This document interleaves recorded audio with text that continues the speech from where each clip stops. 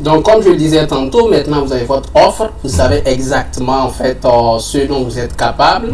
Vous connaissez maintenant votre client type, votre cible de manière plus précise. Il faut maintenant mettre votre offre devant simplement votre client type. Ça veut dire quoi? Il faut déterminer maintenant le canal idéal par lequel vous allez pouvoir bien sûr toucher vos clients.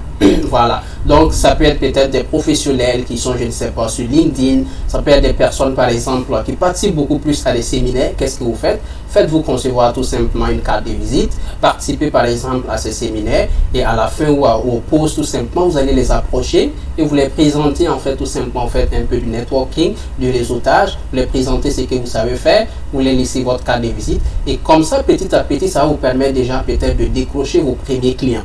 Et à partir de ces premiers clients, vous allez mettre le paquet pour que ce que vous allez faire, votre offre que vous lui avez présentée, votre promesse de résultat que vous avez déterminée, qu'effectivement, votre premier client puisse être complètement, totalement satisfait.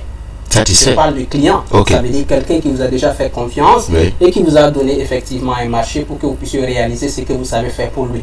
Donc, c'est de grouiller effectivement à ce que ce soit impeccable, complètement très bien fait. D'accord, coach. Alors, donc, les différentes étapes, si je résume bien, donc c'est 6 étapes.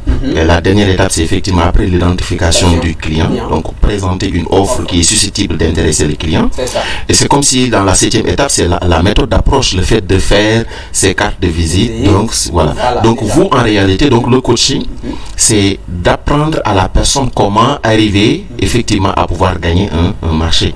Alors, dans ce sens-là, coach, donc, pouvons-nous dire véritablement que le coaching est un bon business? Si oui, est-ce la raison pour laquelle, effectivement, les jeunes qui sont à la recherche d'emploi ou de nouvelles opportunités devraient, effectivement, saisir cette opportunité-là? Oui, bon, bien sûr, c'est un bon business, mais au-delà de ça, ce que je disais tantôt, c'est qu'on n'a pas forcément besoin des années d'expérience pour pouvoir devenir coach ou consultant. Donc, l'innovation chez vous, c'est ça? C'est qu'il faut continuer de se former. Oui. Parce que là, je parle de quelqu'un qui n'a pas forcément d'expérience, qui n'a pas des années d'expérience, qui n'a peut-être pas fini les études, ou qui n'a peut-être même pas de diplôme, mais qui veut se lancer dans la consultation, dans le coaching. Voici des étapes qu'il pourrait, par exemple, mettre en œuvre et commencer déjà à se lancer. Mais parallèlement à tout ceci, lorsque vous aurez déterminé vos domaines de compétences, il ne faut pas s'arrêter là. Il faut continuer vous-même à vous former, à participer à des programmes de formation, peut-être de coachs beaucoup plus expérimentés que vous, de participer à des programmes, à des séminaires dans des domaines, par exemple, dans votre domaine de compétences, pour accroître davantage votre compétence, vos capacités, tout simplement. Parce que plus vous êtes compétent, plus bien sûr vous pouvez, on va dire, taxer. Vous valez cher. Vous valez beaucoup plus cher. Okay. Donc c'est important. Et il faut célébrer effectivement vos victoires. Moi, j'ai tendance parfois à dire que les coachs, généralement, c'est genre un groupe de... Être coach, en fait, c'est avoir de belles histoires à raconter. Parce que la plupart du temps, les gens, et c'est là peut-être ce que vous dites est intéressant. Parce que voilà, il y a certaines histoires, peut-être il faut parcourir toute la terre pour pouvoir avoir ces expériences-là à venir. Il y a beaucoup de gens, ils passent leur temps à raconter leur vie en réalité, plutôt que de faire de l'accompagnement, vous ne pensez pas?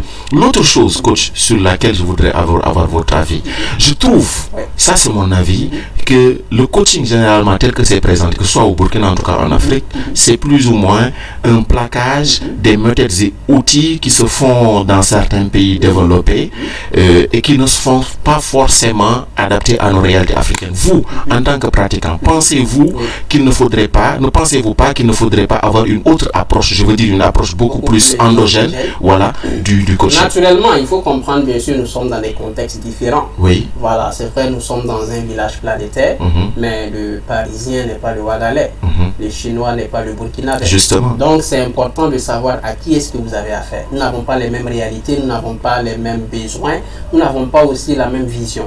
Donc, on accompagne quelqu'un en fonction, bien sûr, en fait, de sa vision, de ses réalités, pour que la personne puisse véritablement se développer. Ce qui veut dire que oui, on peut avoir, par exemple, des expériences d'autres personnes. On peut s'inspirer des expériences d'autres personnes, mais dans la mise en œuvre, dans la pratique, on ne peut pas faire du copier-coller. On ne peut pas prendre ce qui s'est fait ailleurs pour venir, en fait, l'appliquer à d'autres personnes ici. Ce qui veut dire tout simplement, voilà, ce que vous dites, c'est assez important. Il ne faut pas faire du copier-coller. Il faut avoir une nouvelle approche. D'accord. Une approche bien sûr beaucoup plus endogène, en partant déjà de nos valeurs. Parce que ici, en fait, en tant qu'Africains, si nous arrivons déjà à respecter nos valeurs africaines, nous sommes déjà bien partis pour être une meilleure version de nous-mêmes, une meilleure personne tout simplement qui pourra réussir dans tous les domaines de la vie. Ce qui est bien dit. Ce qui est intéressant, coach, c'est que je sais que et ceux qui nous suivent sur YouTube vont être d'accord avec moi que c'est un vaste sujet sur lequel il faudra qu'on revienne. Alors, si vous êtes intéressé par le sujet et que vous voulez approfondir, je vous invite à faire des commentaires, à nous le notifier. Si vous êtes intéressé également par un sujet spécifique sur lequel effectivement vous souhaitez qu'on intervienne, faites-nous le savoir par commentaire en vous abonnant également et sur la cloche de notification, vous aurez les nouvelles vidéos. Et dites-nous également en commentaire comment vous voyez en fait ces deux approches. L'approche beaucoup plus traditionnelle qui consiste à aller à l'école, avoir des gros diplômes, sortir, faire des années d'expérience avant de sortir, se lancer dans la consultation ou le coaching.